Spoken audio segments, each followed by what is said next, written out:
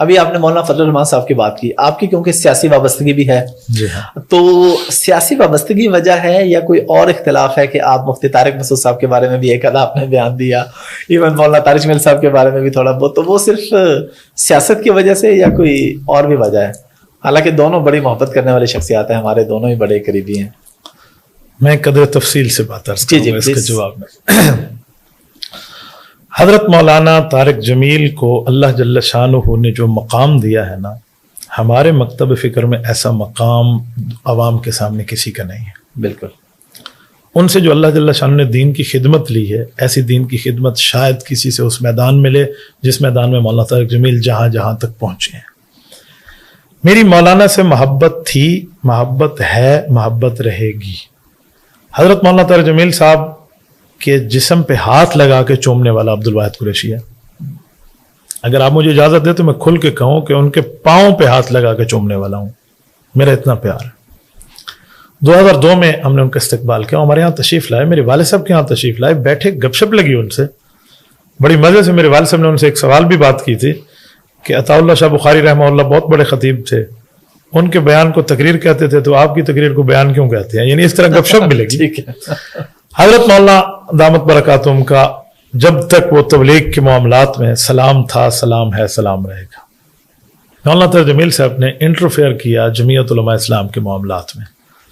ہمارا 2018 میں عمران خان کے ساتھ نظریاتی اختلاف، ہم میدان میں ہیں، میدان عمل میں آ چکے ہیں، ہمارا آزادی مارچ آ چکا ہے اور مولانا نے تحریک کو عروج پہ لایا ہوا. اس وقت حضرت کی طرف سے کچھ ایسے بیانات آئے جس پر میرا آج بھی موقف ہے کہ وہ نہیں آنے چاہیے تھے، اور اس پر مولانا کو تنقید کا سامنا بھی کرنا پڑا، جو نہیں کرنا چاہیے تھا. اگر مولانا یہ نہ فرماتے، ان کی ایک شخصیت مسلمہ تھی. حضرت مولانا نے باتیں کی تو ان باتوں کا ظاہری بات ہے، اب میں پبلک میں ہوں تو لوگ مجھ سے پوچھیں گے تو میں خاموش تو نہیں رہ سکتا. تو میں نے اس پہ اپنا پوائنٹ آف ویو دیا اور بطور گلہ دیا، بطور پیار کے انداز میں دیا. اور اس پر میں نے گلہ کیا. مجھے بہت سے دوستوں نے کہا کہ آپ آئے تو لمبا مولانا سے معافی مانگے، آپ نے ایسے ایسے کہا ہے. مولانا کے قریبیوں نے کہا. میں نے کہا کہ مولانا فضل الرحمان دامت برکاتہم سیاست میں امام ہے، آپ اس کی فیلڈ میں آئے ہیں، آپ نے غلطی کی ہے، آپ آئیں گے اسلام آباد معافی مانگنے؟ یہ کہتے ہیں آپ کیسی بات کر رہے ہیں؟ میں نے کہا جیسی آپ سن رہے ہیں. میں نے کہا آپ نے کہا ہے عوام میں، آپ نے اپنا موقف پیش کیا ہے. جب آپ صرف ایک پارٹی کے حق میں اس طرح بولیں گے، عمران خان جو تقریر میں اپنا موقف دے رہا ہے، آپ اس کو دعا میں وہی موقف دیں گے لوگوں کو کہ لے اللہ کرپٹ ٹولہ ہم پہ مسلط ہو گیا. تو یہ صرف نون لیگ کے دور میں مسلط ہوا، پیپل پارٹی کے دور میں نہیں ہوا، پی ٹی آئی کے دور میں نہیں ہوا. تو میں یہ کہنا چاہ رہا تھا. تو ہم نے اس طرح بات کی. باقی رہا جب مولانا بھی خاموش ہو گئے، اب مولانا طارق جمیل صاحب اس پہ خاموش ہے، آپ کو پتہ ہے، ہمیں بھی پتہ ہے. تو ڈاکٹر ذاکر نائک خاموش ہو جائے تو میں اس کے مخالف میں چپ ہو جاتا ہوں. تو مولانا طارق جمیل تو میرے اپنے اور ہمارے محبوب ہیں، تو میں ان پہ چپ کیوں نہیں ہوں؟ وہ بھی خاموش تھے، ہم بھی خاموش ہیں. احترام کا تعلق ایک مسئلے کے علاوہ احترام قائم ہے، احترام قائم تھا، ہے اور رہے گا. مولانا مفتی طارق مسعود صاحب کا معاملہ بھی یہی ہے، بھائیوں والا تعلق ہے ہمارا. آپ یقین مانیں ابھی حالیہ ان کا معاملہ بنا، جی جی بالکل، ان کی کال مجھے آئی. آپ پوچھ لیجئے گا، میں آن ایئر کہہ رہا ہوں، وہ اس وقت آؤٹ آف کنٹری تھے. کال آ رہی ہے، میں نے کال نہیں اٹھا. ہم اس دن بھی ملتان میں تھے، 20 سپٹمبر بروز جمعہ آرٹ کونسل ملتان میں. ٹھیک ہے. تو رات کو میں بیان میں تھا، مفتی طارق مسعود صاحب کا وہ کلپ وائرل ہو گیا. تو ان کی کال آ رہی تھی، وہ ان کے ایک وہ نمائندے ہیں درمیان میں، غالباً ان کا نام نعمان ہے، یا اللہ آپ کمی بیشی معاف فرمائے. انہوں نے مجھے کہا مفتی صاحب آپ سے بات کرنا چاہتے ہیں، یہ کلپ ہے، میں کیا کروں، یہ اس طرح مسئلہ ہو گیا.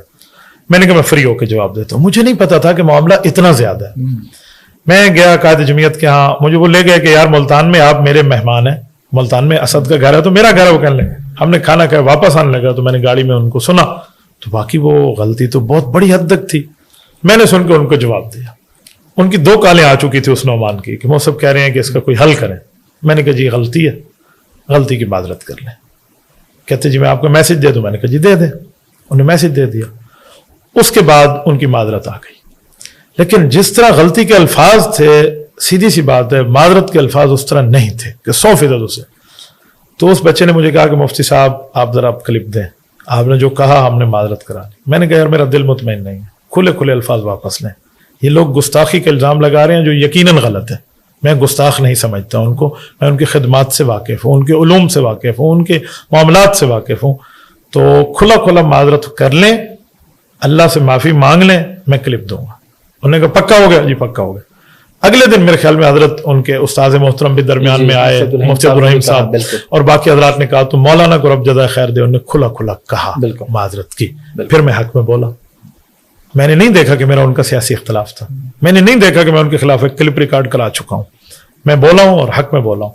और उसके बाद जो अवाम ने मेरी वालदा सैयदा माँ को गालियां दी, हजरत आप कमेंट्स में देख लें, मेरे वालिद साहब को गालियां दी, वो मैंने बर्दाश्त की हजरत।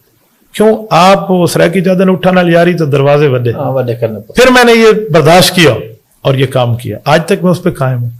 लेकिन ये सुनाने का मतलब ये है कि मैं मौलाना तारिक मसूद साहब से नजरियात की बुनियाद पर इख्तलाफ कर रहा था। उसी मामले में बात क्या थी उनके खिलाफ उस क्लिप आने में?